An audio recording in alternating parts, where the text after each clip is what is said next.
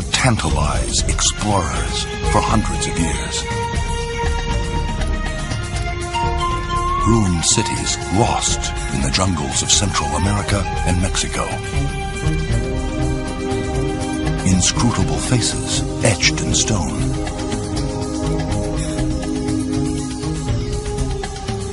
Mysterious writing.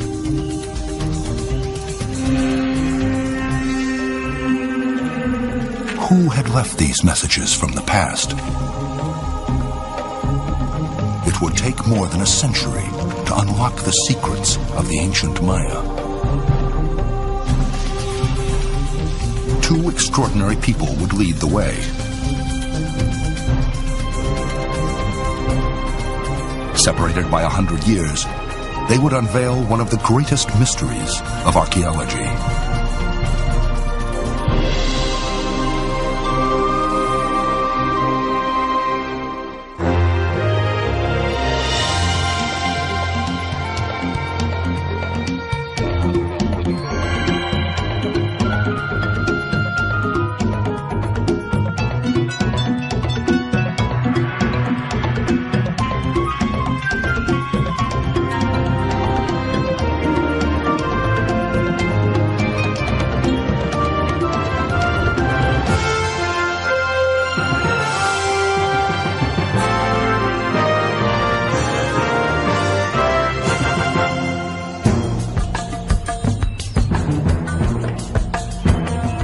Chichen Itza, Mexico, 1842.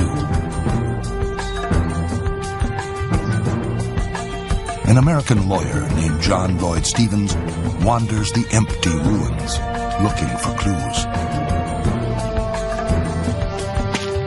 He knows what he wants to find.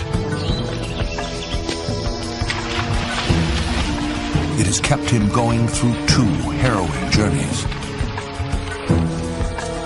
exploring the desolate jungles of Central America.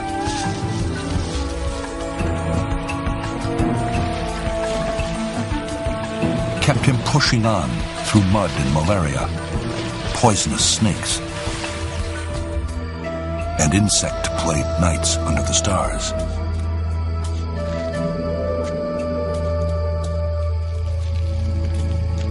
Stevens, the lawyer, was looking for proof, undeniable evidence that these ruins were not built by the Egyptians or the Phoenicians or the lost tribes of Israel. And here at Chichen Itza, he thinks that he's found it at last. Writing unlike that of any other civilization he knows. The same writing he'd seen at other ruined cities, hundreds of miles away. Proof of an ancient empire of Native Americans, more sophisticated than anyone believed possible.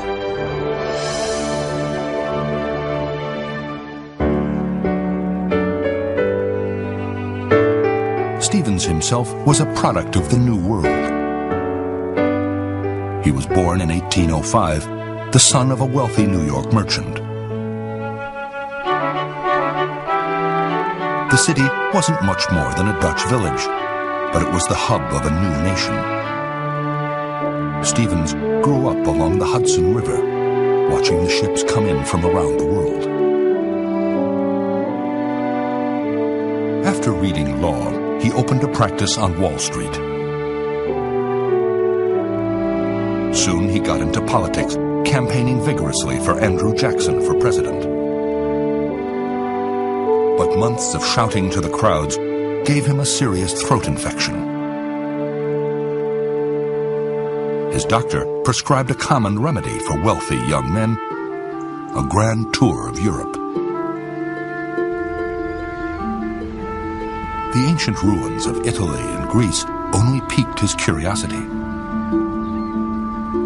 Stevens went on to Egypt and spent 3 months floating up the Nile, visiting the temples and monuments along the way.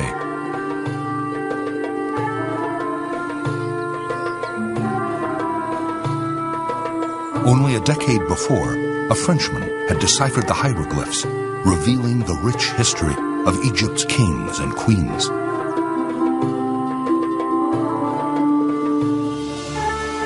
Stevens was fascinated, and he still wasn't ready to go home. He'd seen pictures of a fantastic ancient city in Arabia, lost for centuries to all but the Bedouins.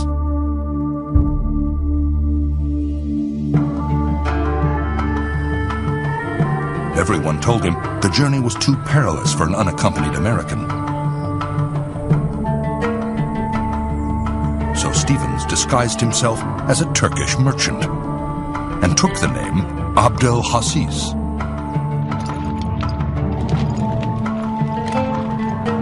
In 1836, John Lloyd Stevens was the first American to set eyes on the ruins of Petra. In Roman times, it had been one of the greatest cities of the East.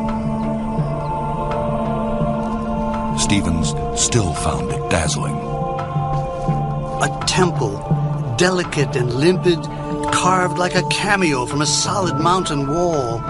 The first view of that superb facade must produce an effect which will never pass away.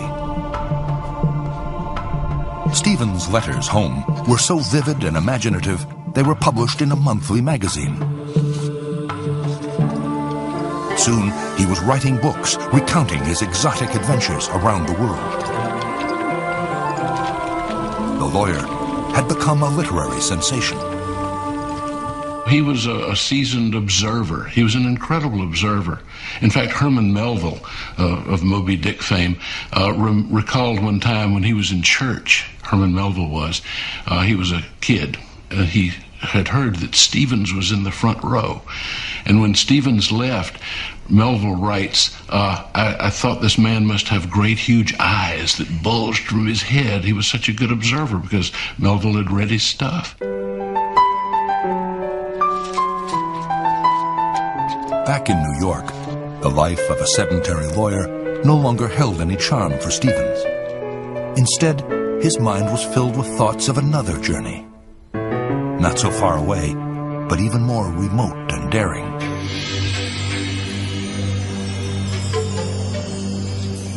On his way home through London, he'd met an artist named Frederick Catherwood, who'd spent 10 years in the Near East. They shared their interests in exotic travel. Sensing a kindred spirit, Catherwood had showed him a curious book about a lost city in Central America, hidden in the jungle. The book's authors thought the fabulous ruins of Palenque had been built by Egyptians, Carthaginians, maybe even the lost tribes of Israel. Anyone but the Native Americans. There was kind of a racism in here that said that everything great had come through the Greeks and the Egyptians, through the European tradition, and anything different appeared in relatively to be a bunch of naked savages wandering through the woods. In 1839, no one believed the Native Americans capable of building a sophisticated civilization. Stevens' own government had little use for them. Only a year earlier, they'd uprooted thousands of Indians, sending them westward along the infamous Trail of Tears.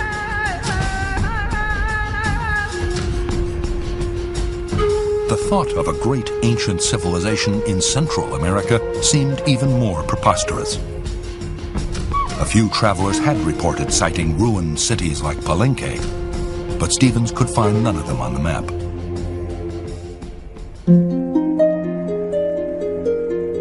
It was a travel writer's dream. Only this time, he'd have to bring back evidence of whatever he found. But who better to accompany him than the artist Frederick Catherwood, now practicing architecture in New York.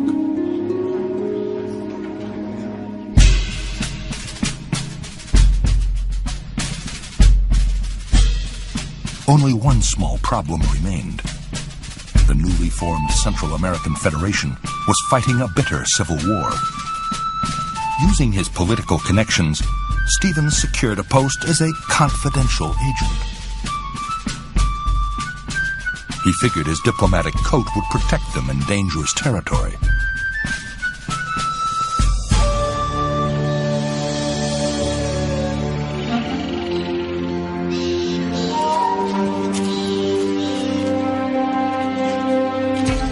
So in October 1839, Catherwood had bid farewell to his wife and 2 young boys. And now they were here, deep in the jungles of Central America.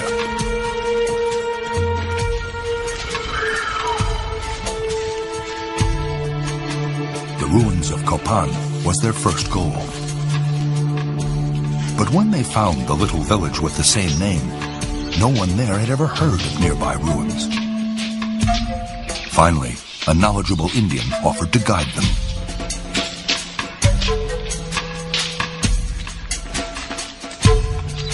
But that was hours ago. Now they were beginning to think that the ruins were nothing but a legend.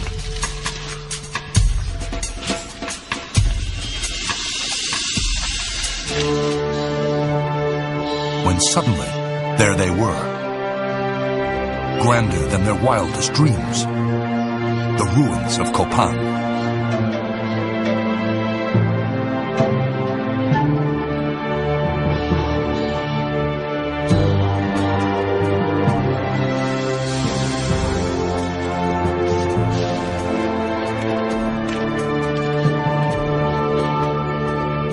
Pyramids rose majestically out of the jungle. Great stone faces peered at them from intricately carved monuments twice the size of a man. Stevens noticed hieroglyphs and judged them to be as fine as any he'd seen in Egypt. Yet his experience told him that these carvings were unique. The silence of the once majestic city overwhelmed him. Copan lay before us like a shattered bark in the midst of the ocean. Her masts gone, her crew perished, and none to tell whence she came. I think the description of Copan is the single most poetic description of a place he visits, for it is though he is walking around inside the Titanic, and he's looking at the shipwreck of a civilization. He walks from monument to monument, and it's as though he's looking into the faces of those who have recently been ruling this place. America, say historians, was peopled by savages. But savages never reared these structures. Savages never carved these stones. Architecture, sculpture, and painting, all the arts which embellished life, had flourished in this overgrown forest. And yet none knew that such things had been, or could tell of their past existence. He's the first who really is able to say, look at these stone figures, these must be portraits of their kings and queens. And he uses the word queen, which is really quite astonishing in seeing men and women in the monuments. For 100 years later, all the men and women that Stevens saw will have been reduced by 20th century archaeologists to a group of anonymous calendar priests. Stevens has this kind of Yankee can-do observation, and the best part of many of Stevens' insights is that they prove to be absolutely true. Yet Stevens was deeply puzzled by the mystery at the heart of Copan. Who could have built this extraordinary city? The local Indians didn't seem to know. Stevens needed their help to explore the ruins, but the owner of the land interfered.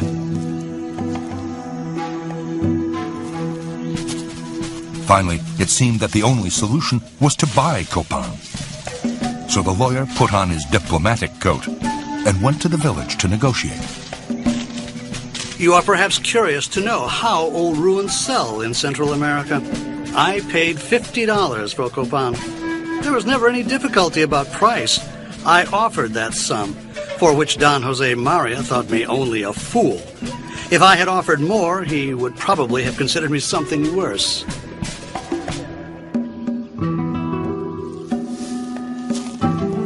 Ownership settled, the team set about surveying the ruined city, measuring and mapping its buildings. Catherwood is a remarkable character as well. I wish we knew more about him.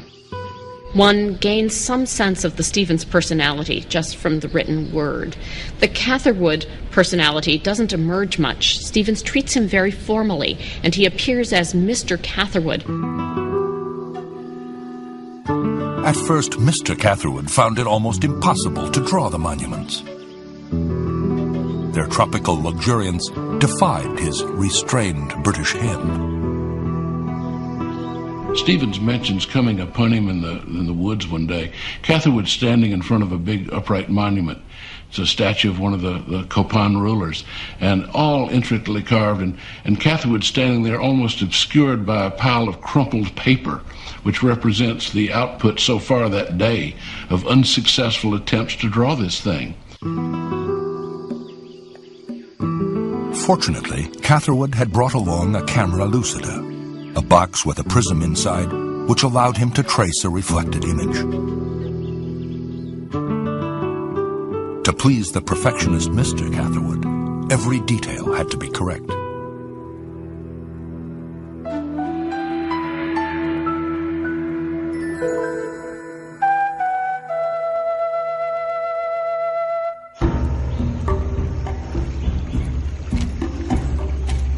With the coming of spring, they were ready to begin the search for their next great goal, Palenque. The territory to the north, through the Sierra Madre Mountains, was wild and uncharted.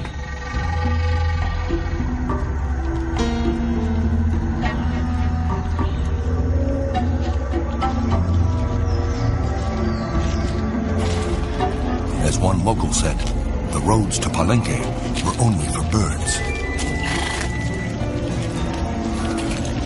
Snakes and clouds of mosquitoes dogged their steps.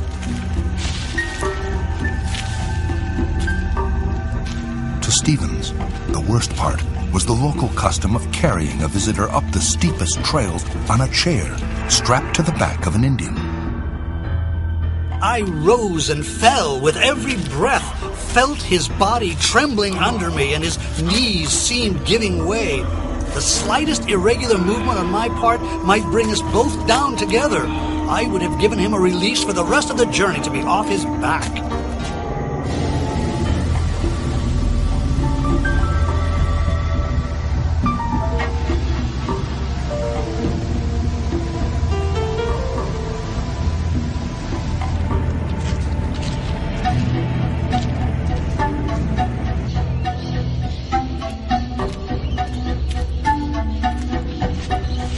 On and on they traveled.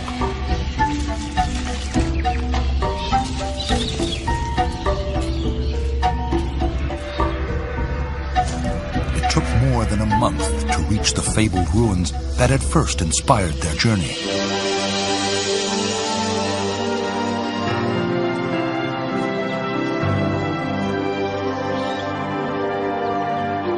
Palenque seemed to hang on the edge of the mountains,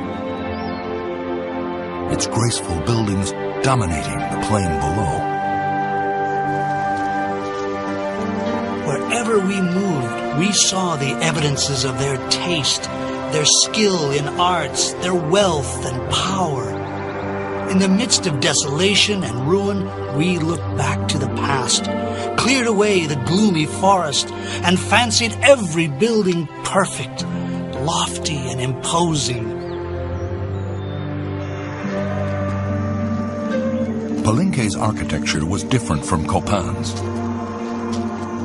but Stevens noticed many similarities, particularly the mysterious writing.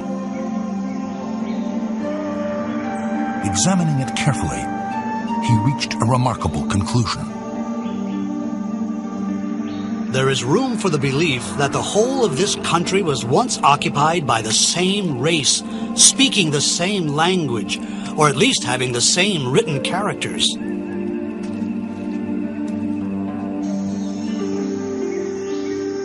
The Indians Stevens met spoke many languages and were as mystified by the ruins as he was. Yet intuitively, Stevens seemed to sense a link between them. Stevens, I think, is the first person who can make the connection between the Indians that he sees and meets, and the ancient ruins. Whereas other people want to say, oh, these pathetic peasants, these miserable Indians, they could never have built this. We must look for some alternative solution to where these things would have come from.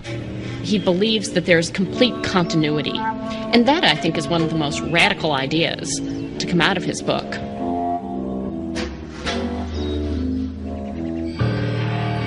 At night, Stevens and Catherwood slept in the imposing ruin they called the Palace. The rainy season had begun, and the mosquitoes, venomous during the day, were even worse at night. Catherwood was already racked with malaria. But somehow they kept on working. For 22 days and sleepless nights, bewitched by the beauty of Palenque.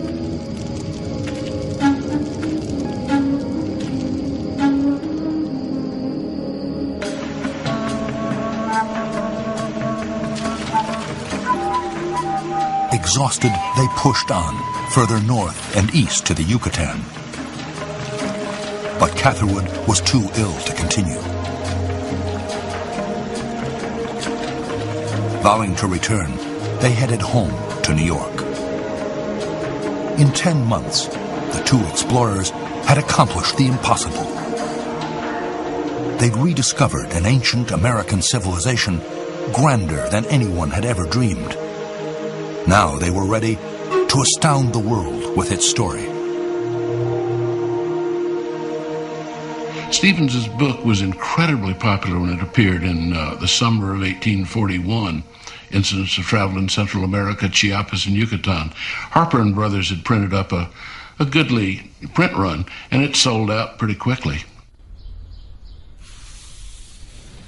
Stevens writes a real page-turner.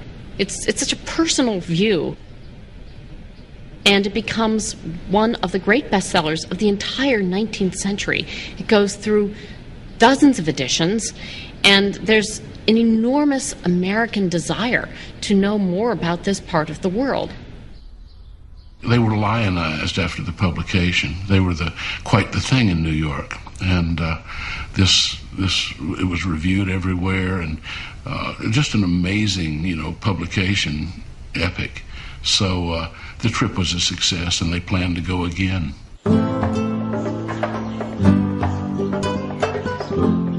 "17 months after they left Mexico, Stevens and Catherwood were back in the Yucatan, exploring the city of Uxmal. On this second journey, they concentrated their efforts on this one region of Mexico. Inching their way through the jungle, they discovered many ruined cities entirely unknown, with names like Caba, Labna, and Sail. Stevens felt they were racing against time.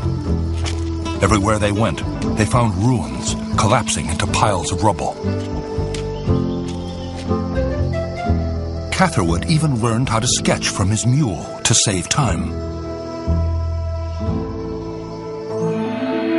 At Izamal, the artist drew the face of a god on the side of a pyramid.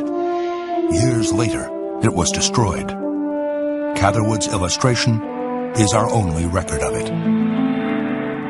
They performed the greatest service, perhaps, in freezing in time a set of observations and images of a land that no longer exists.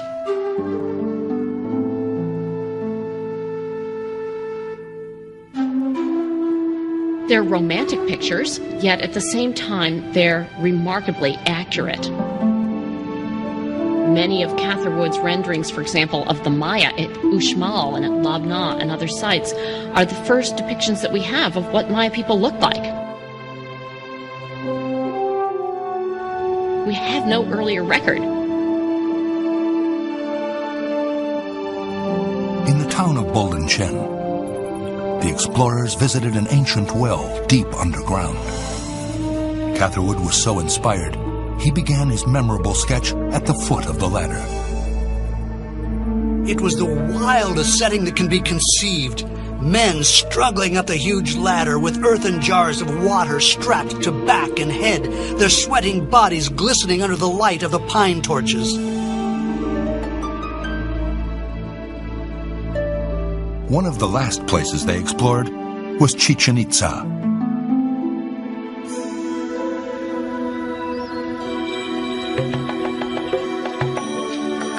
Its architecture moved them more than any other city on this second journey.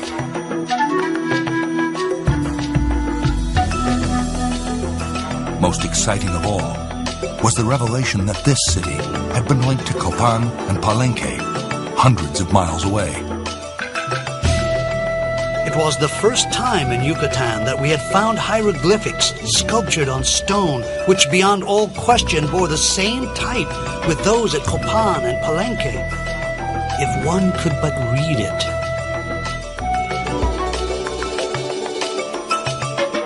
Finally, Stevens felt he had the proof he'd been looking for.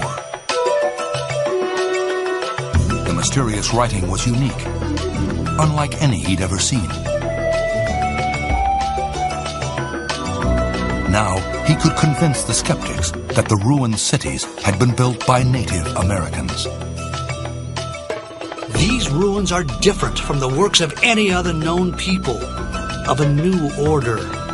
They stand alone.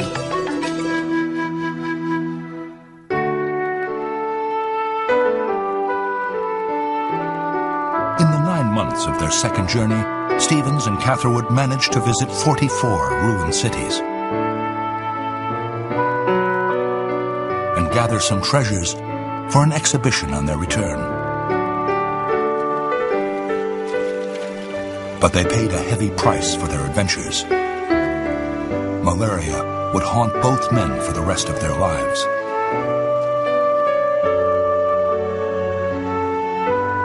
John Lloyd Stevens would fight the dread disease for 10 years before succumbing to it in 1852. Frederick Catherwood would die tragically a few years later in a shipwreck. This is the only image we have of him.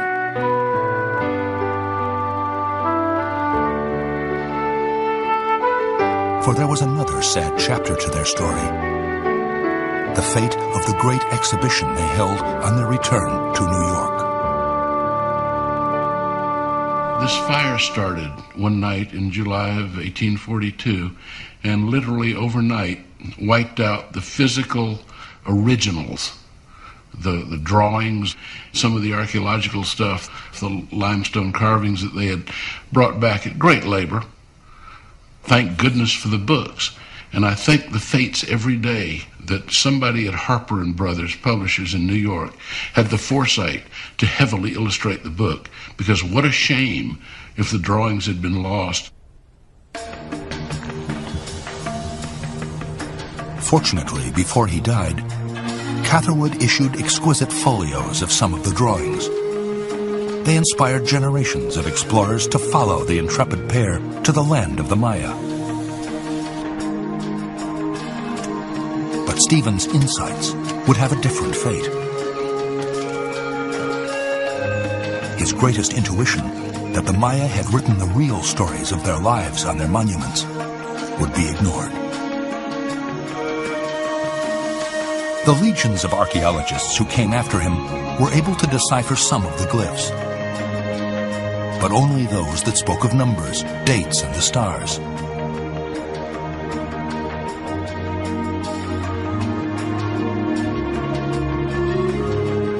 Carried away by the discovery that the ancient Maya were great astronomers, archaeologists fashioned a picture of them as peaceful stargazers, obsessed with calendars and time.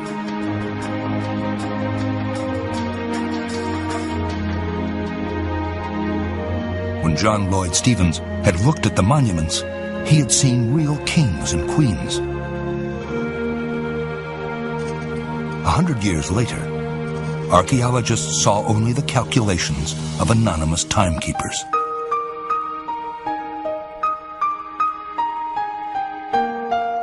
It would take a fresh set of eyes to finally unravel the secrets of Maya carving and prove that Stevens was right.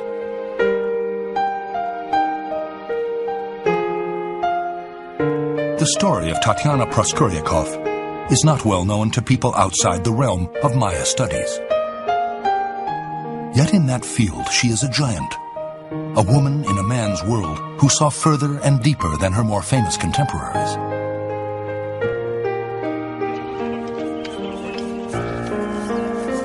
What we know of the ancient Maya today, the exciting revelations emerging from dozens of excavations, is built on her work. Speaking of Copan, she was the first to describe its ruins as a puzzle, and she was the one who supplied the missing piece.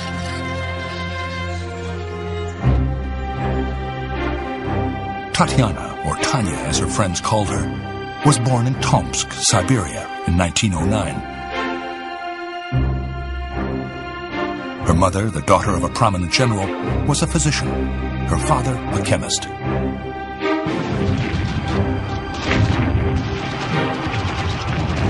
World War I shattered their peaceful existence. In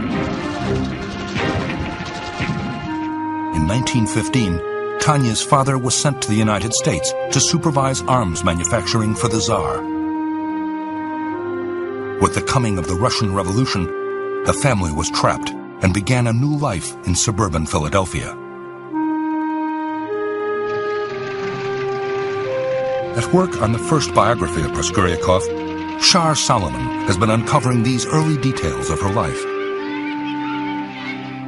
Tanya's story is compelling to me because she was born in Russia at such a tumultuous time. She came to the United States. She acquired English as a second language and mastered it in such a way that it became the equivalent of her first language. She chose a profession that was dominated by men at a time when many women did not choose to go that route. Tanya majored in architecture at Pennsylvania State University, one of the only women to do so in her graduating class.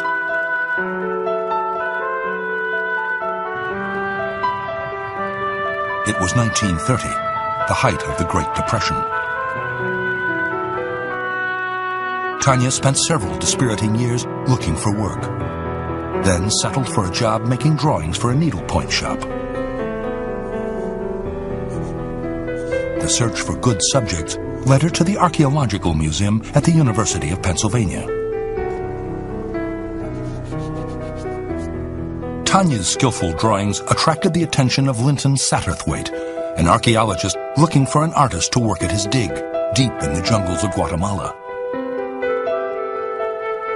The ruined city of Piedras Negras was a big jump from her close-knit Russian family, but Tanya was ready for an adventure.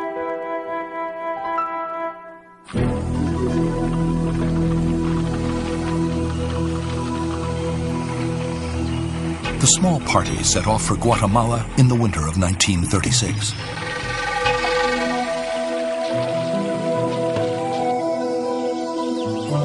On their way, they stopped at Palenque, the graceful ruined city that had captivated the explorers Stevens and Catherwood almost 100 years before. Tanya was equally entranced. She, in older years, said that when she first saw the elegant little Temple of the Sun, she knew she had found her vocation, that there would never be anything else that would get her as much as that. Tanya's pencil responded easily to the intricacies of Maya art.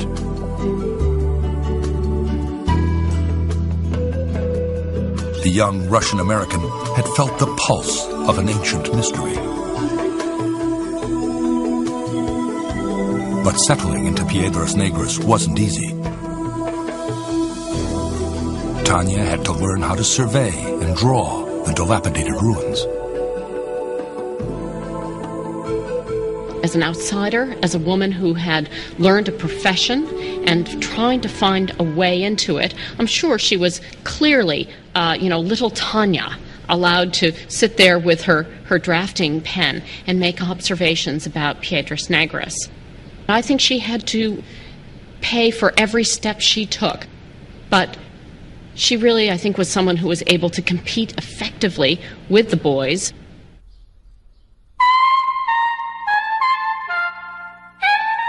In Maya archaeology in the 1930s, the boys were a pretty formidable bunch.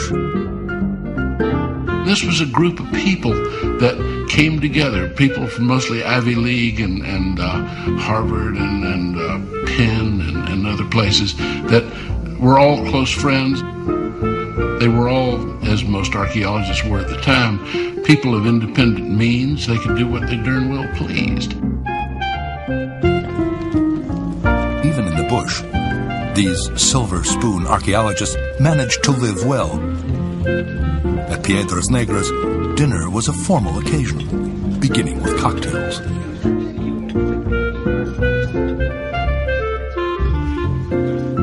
Somewhere around 5 o'clock, they would dress, and they would dress elegantly.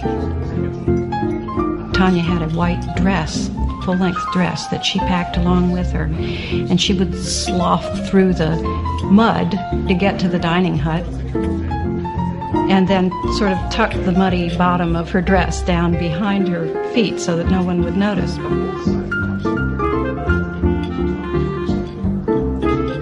There was a little bit of challenging banter also between Tanya and Linton.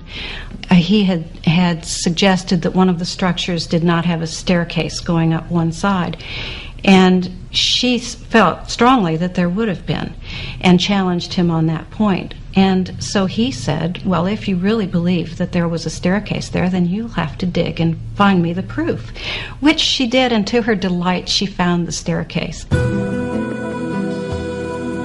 Tanya began to sketch reconstructions of the ruins based on the archaeological data.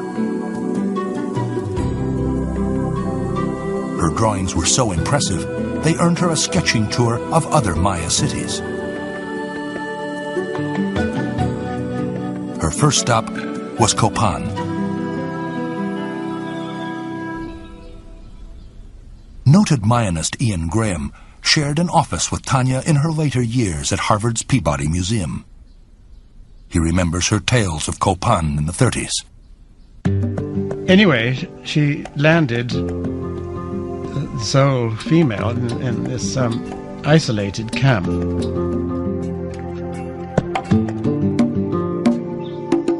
There were some fairly spirited characters there. One was an amazing man called Gus Strömsvik. Gustav Strömsvik, the Norwegian archaeologist who worked for the Carnegie Institution, fell deeply in love with her. And Tanya had a period in which she tried to decide what this relationship was going to mean in her life.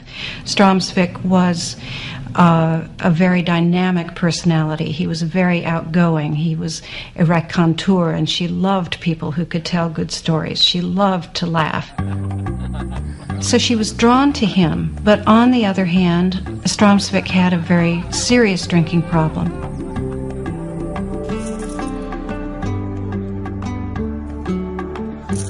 Particularly on Saturday nights, the life there was pretty wild. Tanya seemed to handle it perfectly well. It's amazing. She led such a protected life in her Russian family and in her suburban life in Philadelphia.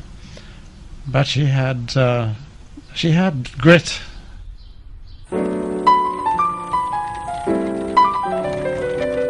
Tanya's next stop was Chichen Itza, center of the Maya world in this golden age of archaeology. The ancient city was undergoing a renaissance as archaeologists from the Carnegie Institution pieced it back together. Careful rebuilding has gone hand in hand with the work of repair. Welcoming the throngs of visitors was the man who would serve as the spokesman for the Maya for more than 20 years. Carnegie's Sylvanus Morley, known for his oversized straw hat and ebullient personality.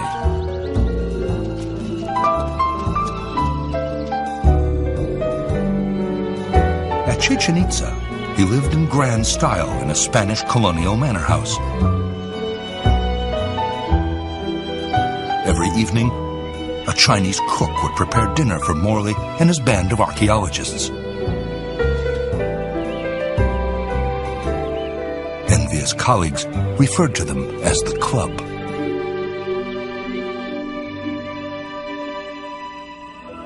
On special evenings, Morley would lead his guests to the ruins of the Maya ball court for a concert, amplified by the court's amazing acoustics. Tanya would join the others in the moonlight, in this fitting place to conjure the spirits of the departed Maya. For to the Carnegie Club, the Maya were a band of priestly stargazers, unlike any other people who had ever lived. These ancient wise men had never fought wars. Instead, they had spent their time inventing an elaborate calendar and a system of writing used for nothing but recording time. The author of this view of the Maya was Sir Eric Thompson, an acerbic Englishman whose intellect dominated Maya studies for nearly 50 years. No one, not even Morley, questioned his authority.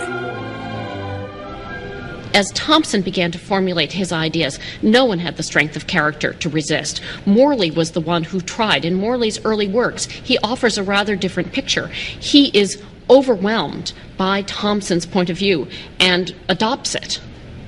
This makes it very difficult for a new voice to find a path, and particularly when one can imagine that the name of Tanya is probably generally preceded by Little.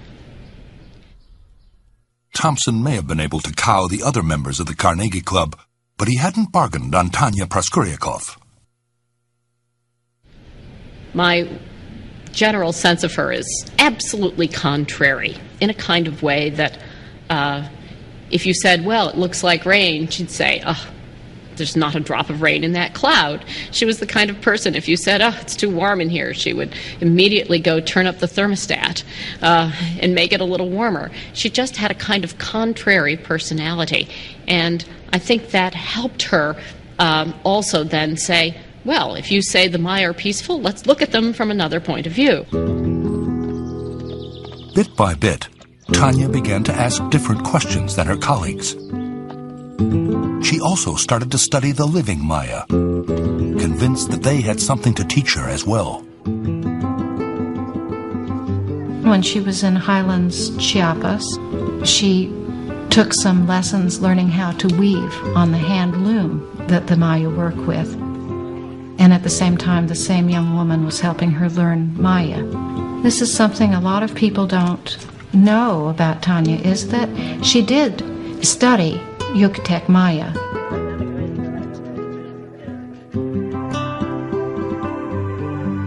Tanya's intuition that the living Maya could provide a valuable link to the past was borne out by a fabulous discovery in 1946.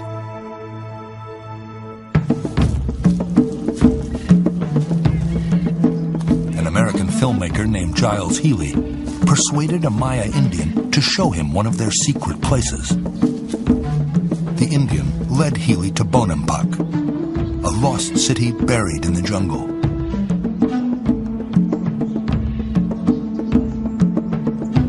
Peering into a building, Healy was astounded to find faces looking back at him from the walls.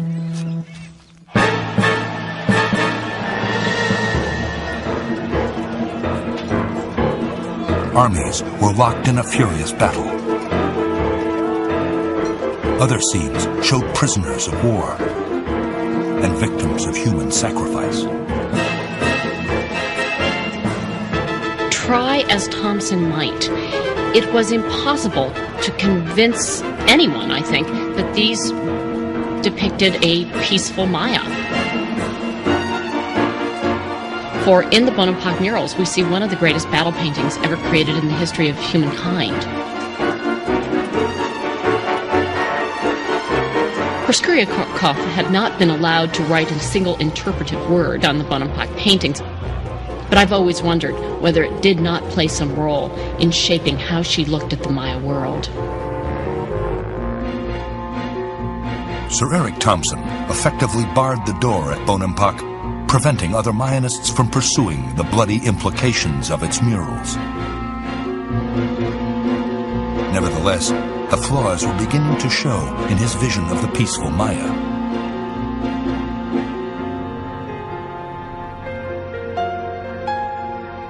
A few years later, another piece of the puzzle would slide into place. In a bookstore in Mexico, Tanya found a revolutionary new book by a Russian named Yuri Konorisov. Always interested in things Russian, she avidly read his new theory of Maya writing. Eventually, it would prove the key to deciphering the glyphs. But for years, Sir Eric Thompson would condemn the new theory as communist propaganda.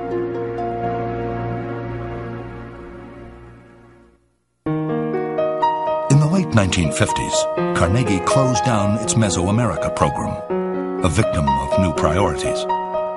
But Tanya was kept on as a research associate with an office at Harvard's Peabody Museum.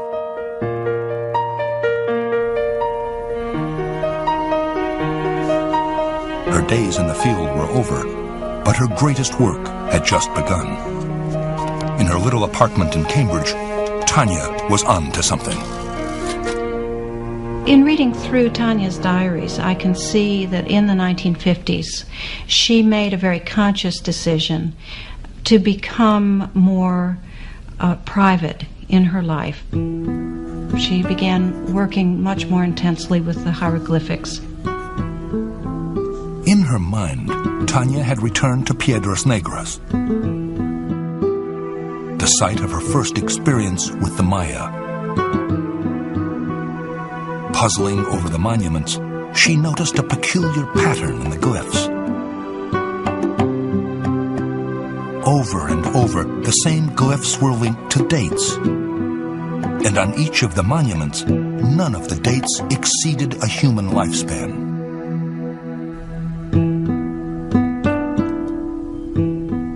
Suddenly, to Tanya, the evidence was clear. The monuments were marking the stages of an individual's life. Where others had seen only cold calculations, Tanya Praskuryakov saw the lives of human beings. It was a conclusion that cut to the heart of everything Sir Eric Thompson believed. Tanya marshaled her facts, then showed Thompson her article before sending it to the publisher. And when she talked with him about it before he had read it, he disagreed strongly with what her ideas of the Maya were. When he took the article home and he read it, he came back the next day and said, well, actually, I believe you're right, which were very big words from someone who was considered a giant in the field at the time. And from that time on, when you saw a Maya monument, you knew that it didn't deal with gods and priests, it dealt with human beings. And that was the importance. In one sense, everything that we've done since then in epigraphy and the interpretation of the hieroglyphs has been a footnote to what Tanya did. She did the general breakthrough. And when she and Yuri Konorisov in Russia came up with the hieroglyphic keys, that was it. We went on a roll.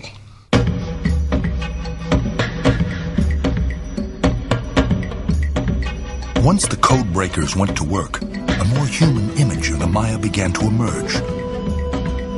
Written on the monuments were the stories of their lives, their ancestors, their battles and conquests. Across the centuries, the Maya came alive.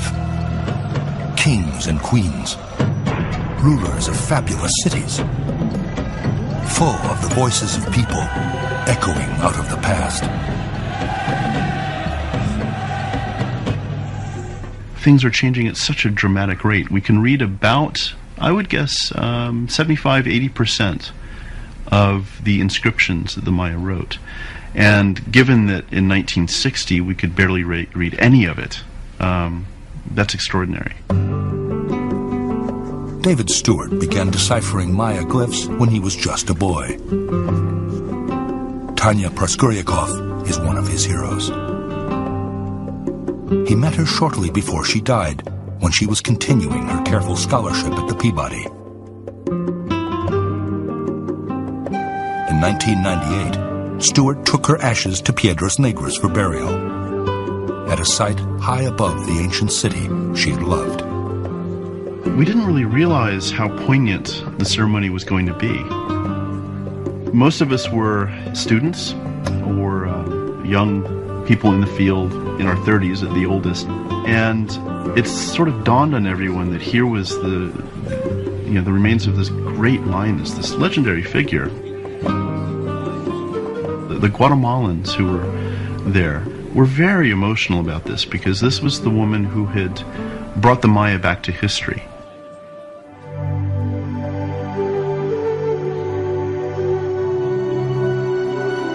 At the end of his pioneering journey to Central America in 1840, the explorer John Lloyd Stephens had been the first to state with conviction, "One thing I believe, that its history is graven on its monuments." More than 100 years later, we finally knew that Stephens was right.